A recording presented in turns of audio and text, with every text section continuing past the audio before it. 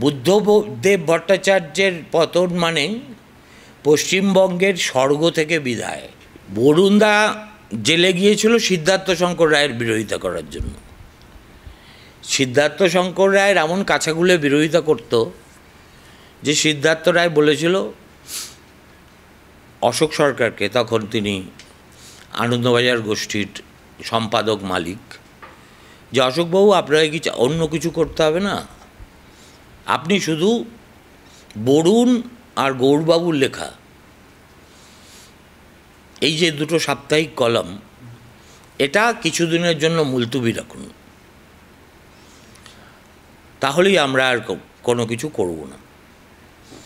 তো অশোকবাবু বললেন, সিদ্ধার্থবাবু আমি বরং আনন্দবাজার বন্ধ করে দেবো, বরুণবাবু গৌরবাবুর লেখা আমি বন্ধ করব না। ইন্দিরা গান্ধীর এমার্জেন্সি ভারতবাসীকে শেখালো ফর দ্য ফার্স্ট টাইম যে মত প্রকাশের স্বাধীনতা বস্তুটার মূল্য কী, এবং সেটা কেড়ে নেওয়া হলে জীবনটা কতটা দুর্বিষহ হয়ে দাঁড়ায়। আজকে ভারতবর্ষে সবচেয়ে বড় news network is with the Ambanis, ঠিক আছে? ঠিক যেমন তুমি এই যে TV9 দেখো, TV9-এর ওরকম 15-16টা চ্যানেল আছে। Who are the owners? The real estate builders of South India, Hyderabad. আমি যদি একেবারে গোটা সেই আনন্দবাজারের প্রথম দিকটা একদম সন্দেশ পত্রিকা আরও একটু আগে এগিয়ে গেলাম, আজকের সাংবাদিকতা মিল পাচ্ছেন না বেশ খানিকটা অমিল? না দেখো, সময়ের সঙ্গে সঙ্গে সব কিছুই বদলায়। সন্দেশ কোনো কালই সংবাদের কাগজ ছিল না। সন্দেশ সত্যজিৎ রায় প্রকাশ করতেন, লীলা মজুমদার এদের পারিবারিক, এসেনশিয়ালি ছিল ছোটদের কাগজ। সন্দেশ কিন্তু সংবাদপত্র কখনো ছিল না। সুতরাং প্রথমেই এই তথ্যটা ঠিক করে নেওয়া দরকার। 2 নম্বর হচ্ছে আমাদের ছেলেবেলার আনন্দবাজার, বা যে সময় আমি আনন্দবাজার চাকরিতে ঢুকেছি 80-র দশক, তার সঙ্গে আজকে 2024, এর মধ্যে তো দেশে বিদেশে টেকনোলজিতে একেবারে একটা টাইটানিক শিফট হয়ে গেছে, টেকটনিক শিফট। টেকটনিক শিফট বলতে বোঝায় যে ধরো মাটির নিচে যে প্লেট যেখানে ছিল, যার উপর পৃথিবী ভর করেছিল, সেই প্লেটটা শিফট করে নিচেতে অন্য জায়গায় চলে গেছে। তার ফলে একটা হুড়মুড় করে ভেঙে পড়ার মতো অবস্থা তৈরি হয়েছে। সবচেয়ে বড় যে পরিবর্তনটা হয়েছে, আমি প্রথমে প্রযুক্তিগত পরিবর্তনের কথা বলি। প্রথম পরিবর্তন আমরা দেখেছিলাম, আমরা সাদা কালোর সংবাদপত্র থেকে শুরু করেছি জীবন। প্রথমে সংবাদপত্র ছিল, প্রথমে সংবাদ এবং সংবাদপত্রই ছিল একমাত্র মানুষের জানার রাস্তা। এর বাইরে ছিল অল ইন্ডিয়া রেডিও, অনেক দিন পরে এলো দূরদর্শন, কিংবা অল ইন্ডিয়া রেডিও বা দূরদর্শন যেহেতু সরকারের কথা বলতো, অতএব তাদের খবর, সরকারি খবরের জন্য মানুষ শুনতো বা দেখতো, বিশ্বাস করতো না। প্রথম বেসরকারি কাগজগুলোর মধ্যে আমরা প্রথমে সাদা কালো থেকে রঙিন হলাম। যখন রঙিন হলাম তখন ভিতর থেকে একটা প্রতিরোধ এসেছিল, এই খবরের কাগজ আবার রঙিন কী হবে? খবরের কাগজ রঙিন হলে ওটাকে লোকে ম্যাগাজিন মনে করবে। খবরের কাগজের যে একটা গাম্ভীর্য থাকা দরকার, সেই গাম্ভীর্য একমাত্র সাদা কালোতেই রক্ষা করা সম্ভব। কিন্তু এসব কালের নিয়মে কিছু ধোপে টেকেনি। তারপরে এলো টেলিভিশনের প্রথম কম্পিটিশন। 24/7 news channel. ঠিক আছে, তো এই হচ্ছে প্রথম চ্যালেঞ্জ। খবরের কাগজ পৌঁছে গেল যে ঘটনাটা মানুষ চোখের সামনে টেলিভিশনের পর্দায় দেখতে পাচ্ছে এবং তার কার্যকারণ জানতে পারছে, সেই ঘটনাটা পরের দিন খবরের কাগজে লোকে পড়তে যাবে কোন দুঃখে, জেনেই তো গেছে। সুতরাং সেটা উপস্থিত হলো একটা নতুন চ্যালেঞ্জ হিসেবে। খবরের কাগজ সেই চ্যালেঞ্জেরও মোকাবিলা করে আমরা মোটামুটি শান্তিপূর্ণ সহাবস্থান নিচ্ছিলাম, যেটা এসে একেবারে সব কিছু গণ্ডগোল করে দিল, তছনছ করে দিল। সেটা হচ্ছে ওয়েব 2.0। ঠিক আছে, ওয়েব 2.0 আসার পরে we entered into the digital world, যে বিশ্বে আমরা সম্পূর্ণ নিজেদের রবাহুত বোধ করতে শুরু করলাম। আগের যা কিছু অদল বদল সেগুলো ওয়াজ কসমেটিক। এই যে বদলটা হলো, সেই বদলটা এসে মাস মিডিয়ার যেটা শেকড়, সেই শেকড়টাকে উপড়ে দিল। কীভাবে? সংবাদপত্র বলো বা টেলিভিশন চ্যানেল বলো, প্রধানত তো বেঁচে থাকে বিজ্ঞাপনের উপর। ডিজিটাল মিডিয়া এসে প্রথম সেই বিজ্ঞাপনে ভাগ বসাতে শুরু করলো। এখন অনেক ক্ষেত্রে তারা বেশি বিজ্ঞাপন পায়, আর আগামী ধরে নিচ্ছি 10, 15, 20 বছর পরে সংবাদপত্র বলে কিছু থাকবে না। ঠিক আছে, এমনকি যেসব টেলিভিশন চ্যানেল করে খাচ্ছে তাদেরও দিন ঘনিয়ে এলো বলে। তো আমি অনেক দিন ধরেই বলছি যে সংবাদপত্র is today sunset industry, so is television. এখন সূর্য অস্তমিত যাওয়ার পরেও দেখবে যে দিগন্তে অস্ত যায়, সেখানে সূর্য নেমে যাওয়ার পরেও বেশ অনেকক্ষণ আলোকিত থাকে এলাকাটা। তা আমরা এখন ওই পোস্ট সানসেট যে রে, সেই আলোটুকু দেখছি। এই আলোটুকু ধীরে ধীরে মিলিয়ে যাবে বলে আমার বিশ্বাস। তার কারণ এইটা হচ্ছে, এটাকে বলে এই যে প্রযুক্তির অপ্রতিরোধ্য ধারা, যার সামনে মানুষের কিছু করার নেই।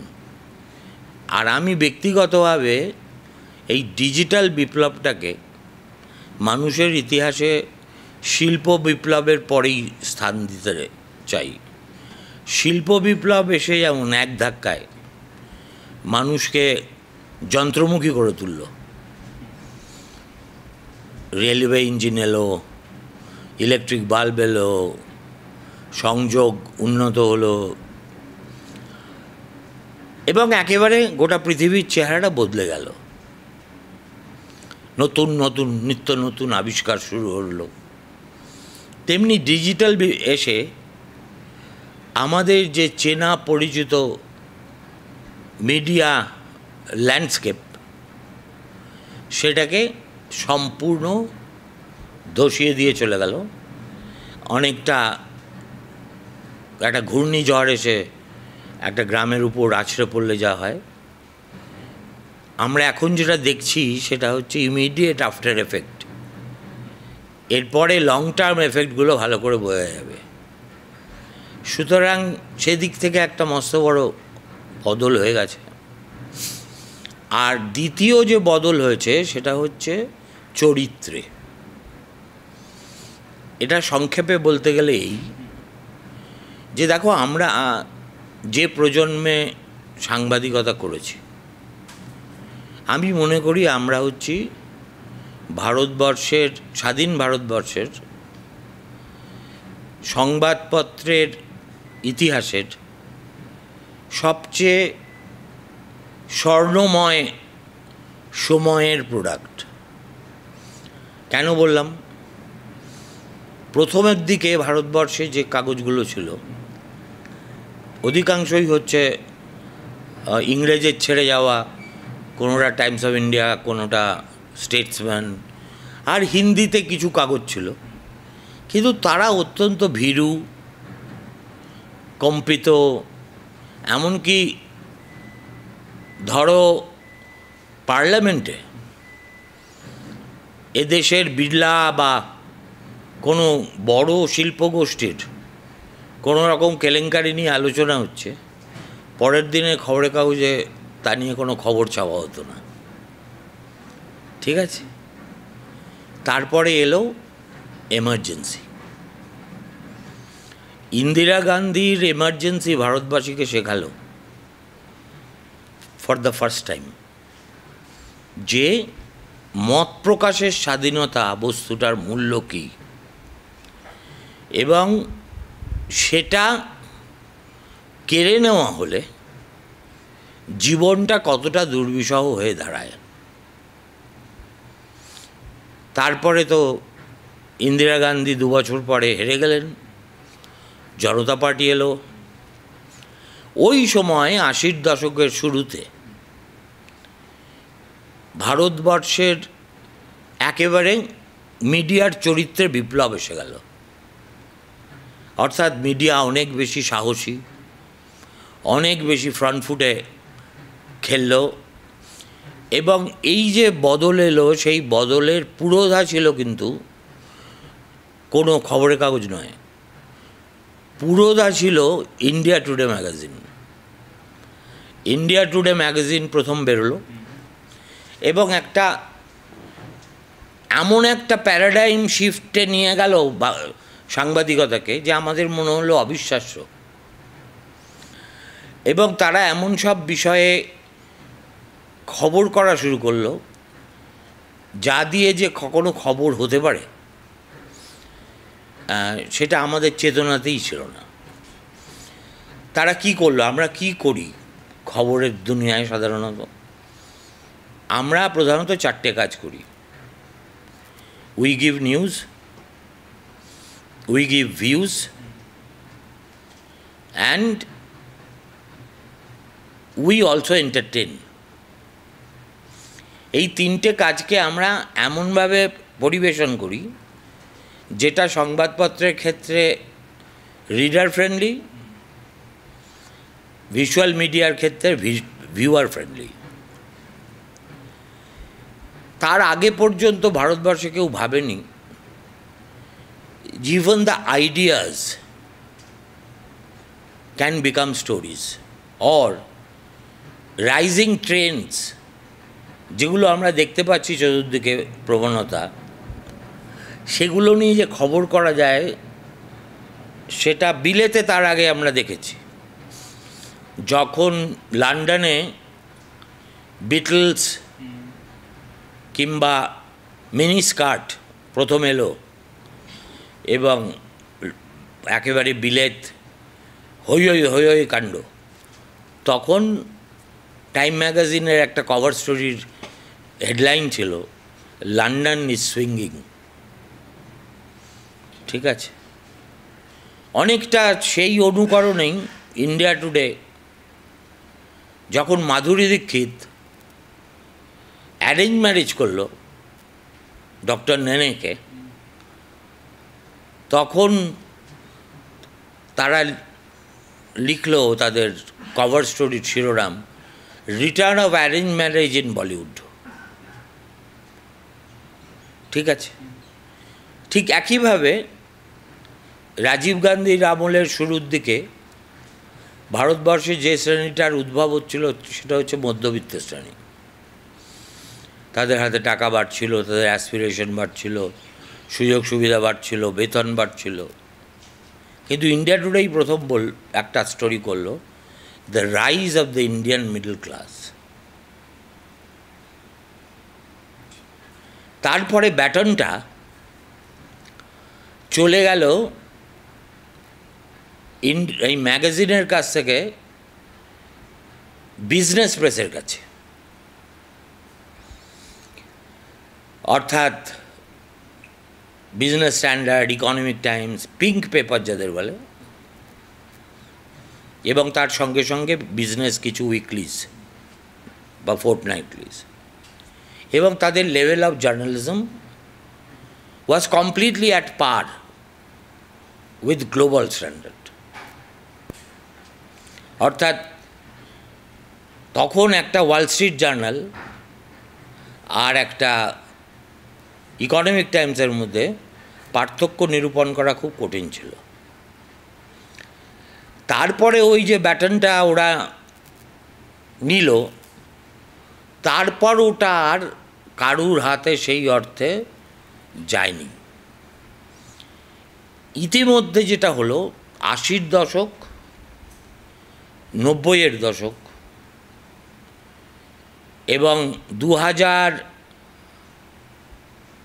মানে একবিংশ শতাব্দীর প্রথম দশক, এমনকি তারপরেরও 4-5 বছর, এই 30-35 বছর হচ্ছে আমাদের স্বর্ণযুগ, যখন আমাদের ভয় পেতে হয়নি। এই খবরটা লিখলে সালা থানার চিঠি আসবে কি না, বা রাজ্য সরকার বিজ্ঞাপন বন্ধ করে দেবে কি না, বা আমাকে অন্যভাবে অপদস্থ হতে হবে কি না, এইসব দুর্ভাবনার মধ্যে আমাদের থাকতে হয়নি। তার কারণ তখন যে অ্যাটমসফিয়ার ছিল, সেই অ্যাটমসফিয়ারে যারা শাসন করত তারা ধরেই নিয়েছিল যে মিডিয়া হচ্ছে আমাদের প্রতিপক্ষ। পৃথিবীতে কোথাও কোনো মিডিয়া মাথা তুলে দাঁড়াতে পারেনি বা জনপ্রিয় হয়নি যারা কর্তা ভাজা হয়েছে। ঠিক আছে, ধরো মনমোহন সিংয়ের জমানাতে, মনমোহন সিংয়ের জমানাতে যত কেলেঙ্কারির কথা মিডিয়া ছেপেছে, এবং আজকে ইন হাইন্ডসাইট এটা বলা যায় খুব দায়িত্ব জ্ঞানহীনভাবে চেপেছে। যেমন ধরো আমি বলছি, সিএজি রিপোর্ট দেখে কয়লা স্ক্যাম, 2G স্পেকট্রাম, পরে তো দেখা গেল যেগুলো স্ক্যাম নয়। দ্য লস বলতে যেটা বোঝাচ্ছে সেটা ইজ এ নোশনাল লস। এক্সচেকারের কোনো লস হয়নি, কিন্তু তখন তো কেউ মনমোহন সিংয়ের কথা শোনেনি। তখন সবাই সালা দে খুলে গরুর গা ধুয়ে দে।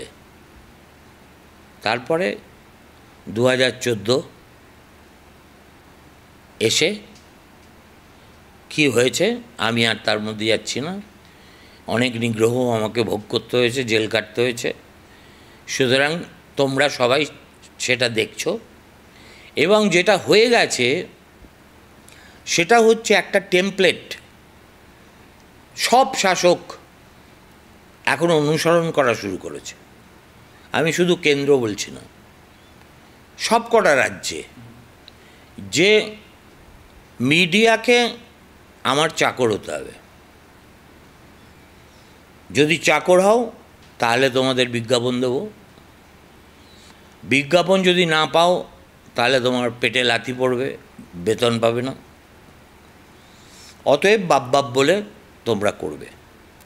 দ্বিতীয় যে মস্ত বড় বদলটা হয়ে গেছে সেটা হচ্ছে all important major all India channels, এগুলোতে সব কর্পোরেট মালিকানা ঢুকে পড়েছে।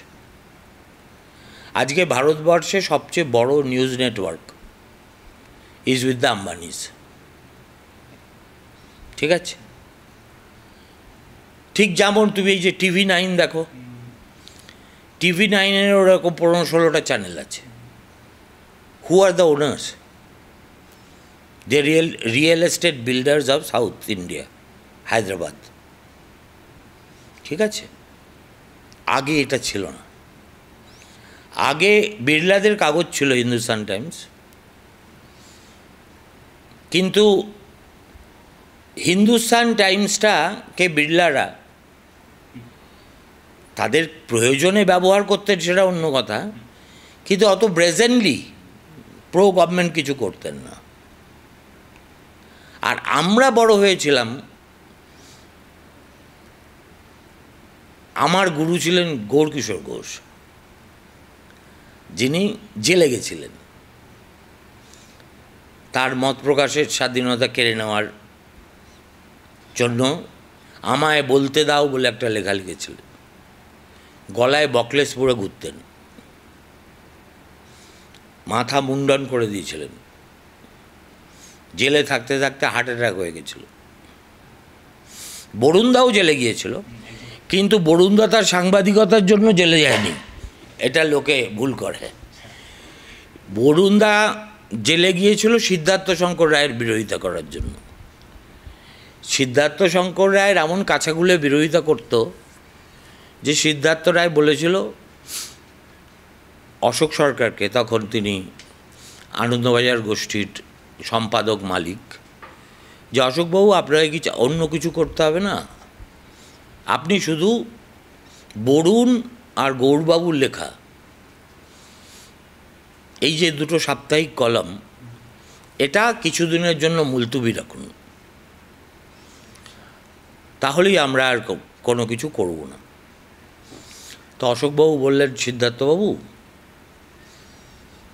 আমি বরং আনন্দবাজার বন্ধ করে দেবো, বরুণবাবু গৌরবাবুর লেখা আমি বন্ধ করব না। তো আমরা এই ঘরানায়, এই মালিকদের নেতৃত্বে, তাদের ছত্রছায়ায়, তাদের স্বাধীন চেতা আবহাওয়ায় বড় হয়েছি। ফলে আমাকে যখন পরবর্তীকালে এই সময় করতে হয়েছে, বা নিজের কাগজ করতে গেছি, তখন আমি বুঝতে পেরেছি হাড়ে হাড়ে যে মা কি ছিলেন আর মা কি হইয়াছেন। মা যা হইয়াছেন তার জন্যে আমি আমার এই যে সাংবাদিক বন্ধুদের তার দোষী সাব্যস্ত করি না, এটা আমি জোর গলায় বলতে পারি। কারণ আমি মনে করি যে ছেলেটা বা মেয়েটা এত পেশার মধ্যে এইটাকে বেছেছে, সেও চায় স্বাধীনভাবে পর্দা ফাঁস করতে, তাতেই তার আনন্দ। নইলে সে সাংবাদিকতা করতো না, নইলে সে ওই এসএসসি পরীক্ষা দিত, চাকরি পেত না, হয়তো দিত সেটা, কিন্তু তাকে তো আমরা থ্রটল করে দিচ্ছি ফ্রম ডে ওয়ান। তাকে বলে দিচ্ছি এই খবর করা যাবে না, ওই খবর লেখা যাবে না, এই খবর এইভাবে লিখবি, anything that goes against the interest of the ruler. আর রুলারদের সঙ্গে লড়াই করাই তো আজই মিডিয়ার কাজ। তার ফলে আমাদেরকে বলা হতো এক সময় টাইপরাইটার গেরিলাস। আমরা টাইপরাইটারে কাজ করতাম, তো সেখান থেকে এখন আমরা একেবারে জরাজীর্ণ মেষশাবকের দলে রূপান্তরিত হয়েছে।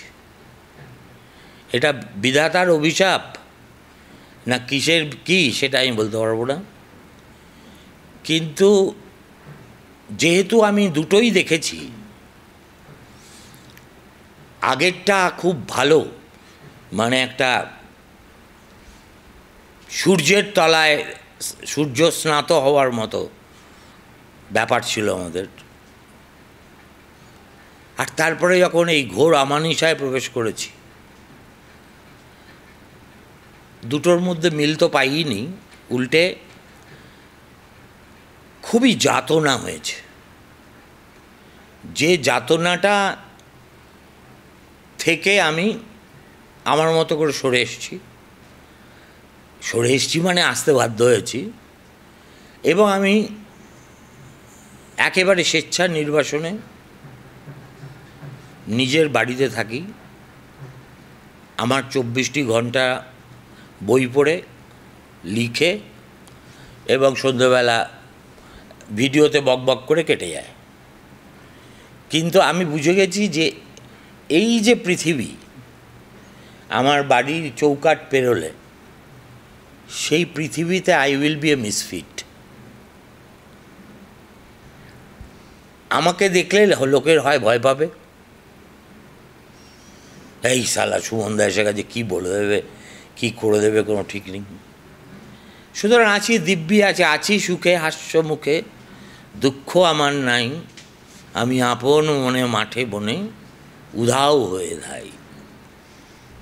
একটা কথা একটু না জিজ্ঞাসা করে পারছি না, যদিও যদিও যদিও একটা একটা পয়সা দিতে হবে, যদিও এটা আমার প্রশ্নের মধ্যে ছিল না, তবুও আমি যদি ছোট করে একটু বলেন আপনার সেই জেল যাত্রার কথা আপনি মাঝখানে অল্প বললেন, কিন্তু সেখানে কি ছিল ওই অন্ধকার কারাঘরে? কিন্তু সেই কাহিনী কিন্তু কেউ তুলে আনেনি। এক, দ্বিতীয় আর একটু যোগ করে দিচ্ছি, এই যে আমি বলছিলাম যে পার্টটা রাজনীতি আর দুর্নীতি একেবারে মিলে যাচ্ছে। আমি বলছি এত অভিযোগ রইল, কিন্তু তারপরেও শাসক দল আসন সংখ্যা বেড়ে যাচ্ছে, ভোট শতাংশ প্রায় একই থাকছে। আমি বলছি এই ম্যাজিকটা কি করে হচ্ছে?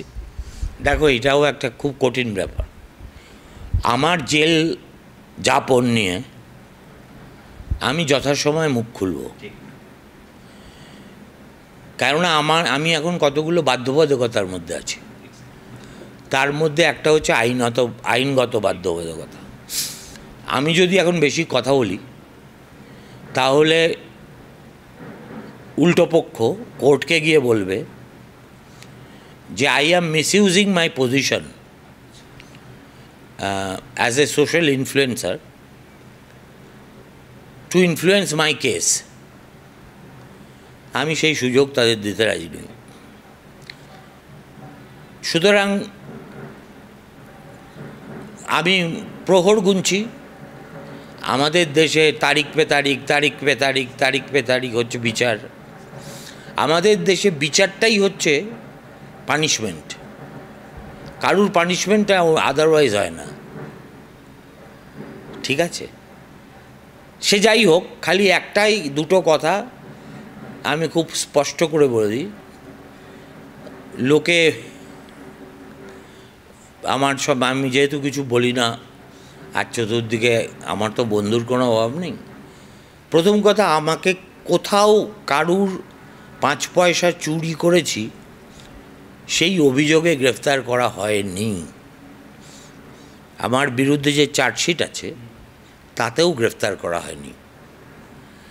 আমাকে যে কেন গ্রেফতার করা হয়েছে সেটা সিবিআই তাদের চার্জশিটেও ভালো করে বুঝিয়ে উঠতে পারেনি। যেটা মানে একটুখানি ওরা বলতে চেয়েছে সেটা হচ্ছে আমি জেনে শুনে এদের সঙ্গে ব্যবসা করেছি, যারা পরবর্তীকালে চিটফান্ড বলে বাজারে পরিচিত হয়েছে। তা আমার সেখানে সবিনয় বক্তব্য হলো, তাহলে কি বাংলা বাজারে শোভন চট্টোপাধ্যায় একাই ব্যবসা করলো?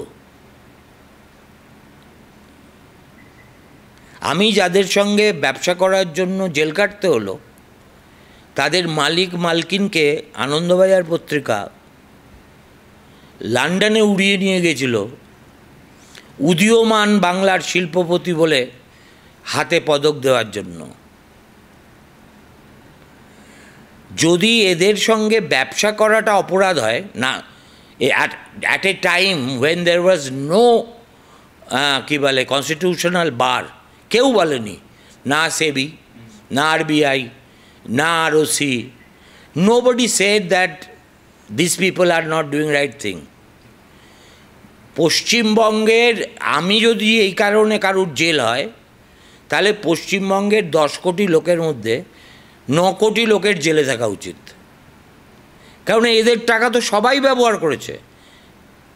যে পানওয়ালাটা পান দিয়েছে বা সিগারেট দিয়েছে, যারা ওদের সঙ্গে কাজ করেছে, হাজার হাজার কর্মচারী, যেসব এজেন্টরা টুপি দিয়ে গরিব মানুষের কাছ থেকে টাকা তুলেছে, তো এদের সবাইকে যদি মিছিল করে অ্যারেস্ট করা হতো, আমাকেও হতো, আমার কোনো আপত্তি ছিল না। কিন্তু দেখা গেল কেউ হলো না, শুধু শোভন চট্টোপাধ্যায় হলো। তার মানে this was used as an excuse কথাটা বুঝেছিস? অর্থাৎ চিটফান্ডের সঙ্গে ব্যবসা করাটাকে একটা হেতু দেখিয়ে তাদের আসল যে হিডেন এজেন্ডা ছিল সেটাকে বন্ধ কর, সেটাকে ওরা বাইরে আসতে দেয়নি।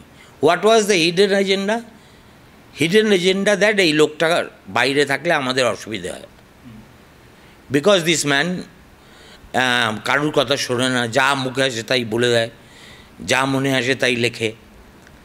এবং আমাকে কারা অ্যারেস্ট করেছিল, কোন জমানায় করেছিল, কোথায় নিয়ে গেছিল, সবই লোকে জানে। সুতরাং 2+2 আমি তাদের সবাই করতে পারবে, আমি তার মধ্যে যাচ্ছি না।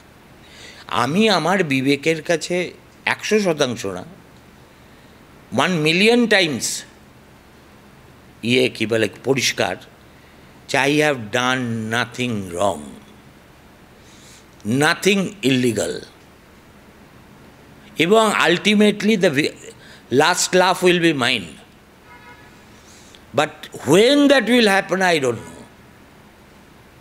ঠিক আছে, এটা গেল। এত কথাও কিন্তু আমি আমার গ্রেফতার নিয়ে অন্য কাউকে বলিনি, তোদের যেটা বললাম। দ্বিতীয় কথা হচ্ছে যে দুর্নীতি। দেখ, দুর্নীতি কম বেশি ছিল, কিন্তু দুর্নীতিটাই নীতি ছিল না। যে বদলটা হয়েছে সেই বদলটা হচ্ছে, আগে যারা দুর্নীতিগ্রস্ত ছিল তাদেরকে সমাজ তাদের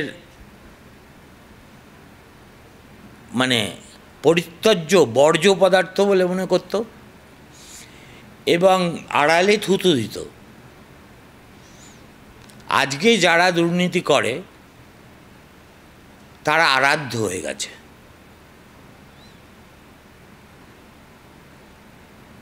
এই হচ্ছে ফান্ডামেন্টাল বদল। এবং আমরা এমন একটা কাপুরুষ নপুংসক সমাজে পর্যবসিত হয়েছি, যেখানে আমরা জেগে ঘুমিয়ে আছি। পশ্চিমবঙ্গে তো একটা নাগরিক সমাজ বলে বস্তু ছিল, যারা একটা সিঙ্গুর হলে, নন্দীগ্রাম হলে কলেজ স্ট্রিট কাঁপিয়ে রাস্তায় যেত। আজকের পশ্চিমবঙ্গে যে অনাচার হয়ে চলেছে ক্রমাগত, এই যে একটার পর একটা মানে সভ্যতার অপমান ঘটনা ঘটে যাচ্ছে। মেয়েদেরকে রাস্তায় বার করে প্যাদানো, মাথার চুল কামিয়ে দেওয়া, সালিশি সভা ডেকে পায়ে শেকল বেঁধে দেওয়া, এবং পাড়ায় পাড়ায় দুর্বৃত্ত। একটা কণ্ঠ শোনা যাচ্ছে, যদি শোনা যায়, ক্ষীণ কণ্ঠ, হয়তো বেশি লোকের কানে পৌঁছয় না। তার নাম সুমন চট্টোপাধ্যায়। আজও যা বলার, যেটুকু বলার, যেভাবে বলার আমিই বলি, কেননা আমার কোনো এজেন্ডা নেই। I have no agenda. আর আমার একবার জেল খাটলে কী হয় জানিস তো? ওই তুই সমুদ্রে পেতেছিস শয্যা, শিশিরে কি ভয়, এইরকম একটা ব্যাপার হয়। সুতরাং আমি কাউকে ভয় কোনোদিনই করিনি, আজও করি না। কিন্তু আগে যেটা আমি একটা বড় কাগজ, একটা বড় চ্যানেল, এদেরকে নিয়ে করতাম, এখন সেটা আমি না করি না। এখন আমি সোলো খেলি। আগে আমি ছিলাম একটা মস্ত বড় ফিলারমনিক অর্কেস্ট্রার ক্যাপ্টেন। একটা লোক থাকে না যে সারাক্ষণ এরকম করে, আর বাকিরা বেহালা বাজায় কি গান গায়। আমার এখন অর্কেস্ট্রা নেই। এখন আমি হচ্ছি রাজ কাপুরের ছবির মতো। স্টোরি আমার, প্রডিউসার আমি, হিরো আমি, চিত্রনাট্যকার আমি। রাজ কাপুরের ছবিতে এরকমই থাকতো, সবই রাজ কাপুর। হ্যাঁ, আর ফিল্ম পরিবেশকও হচ্ছে কাপুর ফিল্মস। তা আমি দেখলাম রাজ কাপুরই হচ্ছে ideal model for me to follow. তো আমি এখন সেটাই ফলো করে যাচ্ছি। এতগুলো মুখ্যমন্ত্রী দেখেছেন পশ্চিমবাংলায়, তা জ্যোতিবাবু এবং মমতা ব্যানার্জি এসে এখন শেষ করেছেন, আপনার কাকে পছন্দ? বুদ্ধদেব ভট্টাচার্য। ঠিক কেন? অকপটে বলেছি রে, এটা নিয়ে আমি অনেকবার বলেছি। ঠিক কেন বলেছি, বলে দিচ্ছি, একটা সেন্টেন্সে বলে দিচ্ছি। He is the only person যিনি পশ্চিমবঙ্গের উন্নয়নের জন্য কি করা প্রয়োজন সেটা ঠিকভাবে চিহ্নিত করেছিলেন এবং চিহ্নিত করে সেটা রূপায়ণের জন্য সর্বস্ব পণ করেছিলেন। পদ্ধতিগত কিছু বিচ্যুতি এবং ত্রুটির কারণে তিনি কি বলবো, রিটায়ার্ড হার্ট হয়ে মাঠ থেকে বেরিয়ে গেছেন, আর ফেরেননি। কিন্তু posterity will remember Buddhadev Bhattacharya as the only chief minister after Bidhan Chandra Ray whose heart was in the right place. Heart and head both. উনি জানতেন যে কৃষকের কাছ থেকে জমি নেওয়া ফর এ মার্কসিস্ট গভর্নমেন্ট কতটা বিপজ্জনক, কিন্তু উনি এটাও জানতেন যে পশ্চিমবঙ্গে যদি আমরা একটা ভারী বড় শিল্প নিয়ে আসতে না পারি, একটা সবাই চেনে এক ডাকে এমন শিল্প সংস্থাকে রাজি না করতে পারি, তাহলে পশ্চিমবঙ্গ সম্পর্কে বাকি ভারতবর্ষের যে ভীতি, বাকি ভারতবর্ষের যে একটা বাবা যাব না ভাব, সেটা কাটবে না। অতএব তিনি মনে করেছিলেন যে তিনি কাজটা যেটা করছেন সেটার সুফলটা দেখার পরে মানুষ বুঝতে পারবে যে উনি কিছু ভুল করেননি। কিন্তু সেটা তো হতে দিল না, এবং তার জন্য তো ওর সরকারেরও দোষ আছে। সিঙ্গুরের তো আমি সব লিখেছি, বলেছি, আমি জানি, নন্দীগ্রামও তাই। এখন কি করা যাবে, ডেস্টিনি, আমাদের রাজ্যের ডেস্টিনিটাই ওই রকম। সেই যে তারপর থেকে আজ পর্যন্ত এখন চপ শিল্প, ঢপ শিল্প, আরও কী সব শিল্প হয় না বাজারে শুনি। বুদ্ধদেব ভট্টাচার্যের পতন মানে পশ্চিমবঙ্গের স্বর্গ থেকে বিদায়।